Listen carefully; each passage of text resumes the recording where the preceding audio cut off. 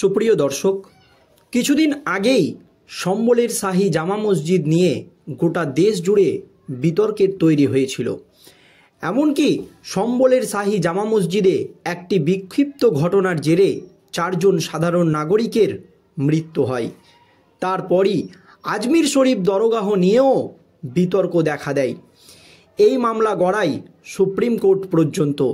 তখন সুপ্রিম কোর্টের প্রধান বিচারপতি জাস্টিস খান্না পরিষ্কার জানিয়ে দেয় যে 1991 সালের আইন অনুযায়ী কেন্দ্রের নরেন্দ্র মোদী সরকার যতদিন না রিপোর্ট সুপ্রিম কোর্টে জমা দেবে ততদিন না পর্যন্ত মন্দির এবং মসজিদ সংক্রান্ত কোনো মামলা হাইকোর্ট, সুপ্রিম কোর্ট এমনকি নিম্ন আদালতে করা যাবে না। এমনকি এই মামলায় কোনো গুরুত্বপূর্ণ রায়ও দেবে না সুপ্রিম কোর্ট, হাইকোর্ট এমনকি নিম্ন আদালতগুলি। আর 1991 সালের এই আইনে পরিষ্কার করে বলা রয়েছে যে 1947 সালের পর অর্থাৎ ভারতবর্ষ স্বাধীনের পর থেকে শুরু করে মন্দির, মসজিদ এমনকি গির্জা কারো অবস্থান বা চরিত্র বদল করা যাবে না।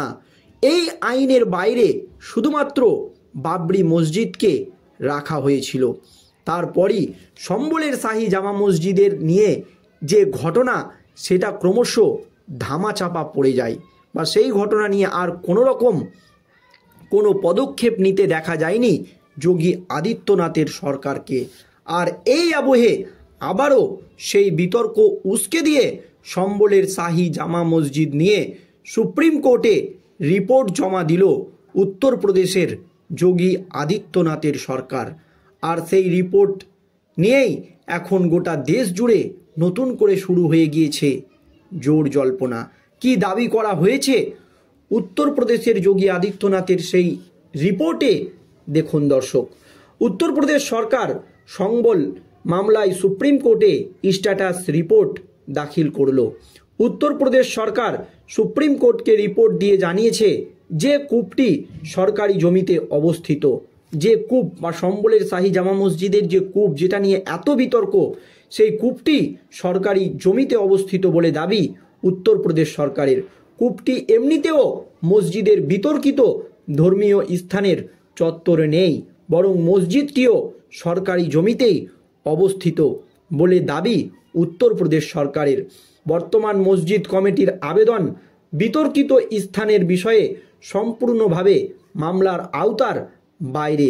মসজিদ কমিটির প্রচেষ্টা করছে যাতে সরকারি কূপের ওপর ব্যক্তিগত অধিকার স্থাপন করা যায়। কূপটি সেই 19টি কূপের একটি অংশ যা জেলা প্রশাসনের দ্বারা পুনর্জীবিত করা হচ্ছে। বৃষ্টির পানির সংরক্ষণ ও ভূগর্ভস্থ জল পুনর্বিবরণের জন্য এবং পূরণের জন্য এটি সমস্ত সম্প্রদায়ের দ্বারা ব্যবহার করা যাবে। এটি প্রাচীন কূপগুলির পুনরুদ্ধার করা হচ্ছে, যা সাংস্কৃতিকভাবে সম্বলের পর্যটককেও আকর্ষণ করবে। ঐতিহাসিকভাবে এই অঞ্চলটি অত্যন্ত গুরুত্বপূর্ণ।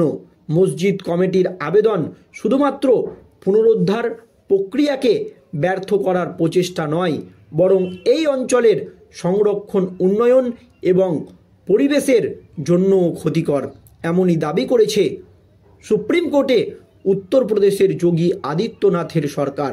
আমরা শান্তি ও সম্প্রীতির জন্য প্রতিশ্রুতিবদ্ধ বলে জানিয়েছে উত্তরপ্রদেশ সরকার।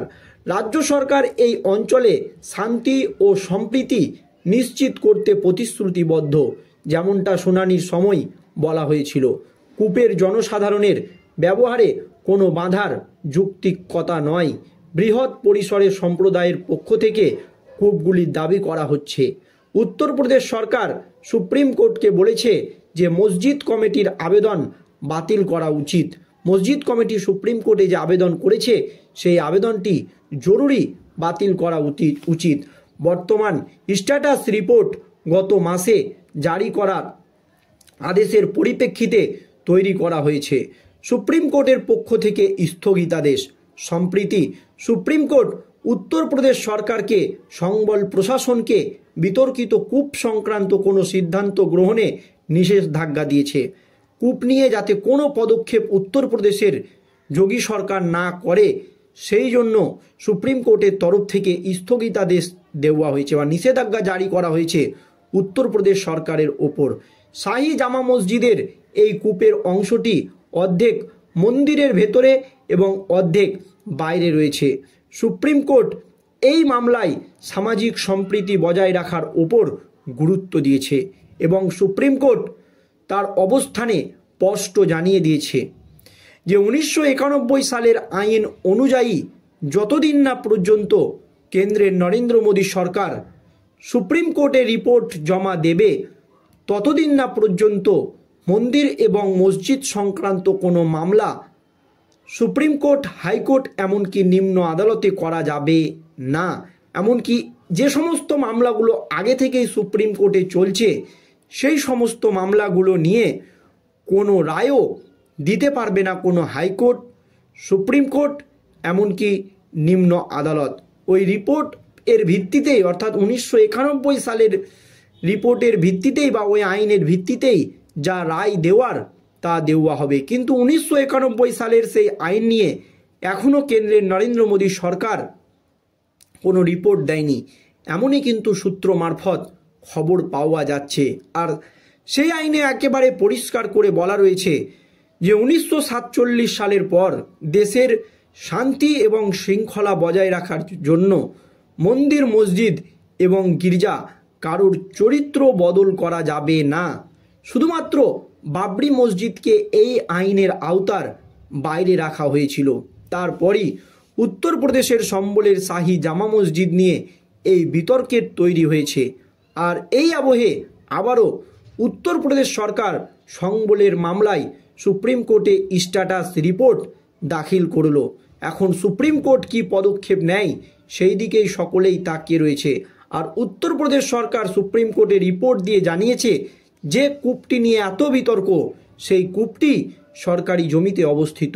কূপটি এমনিতেও মসজিদের বিতর্কিত স্থানের চত্বরে নেই, বরং মসজিদটিও সরকারি জমিতে অবস্থিত।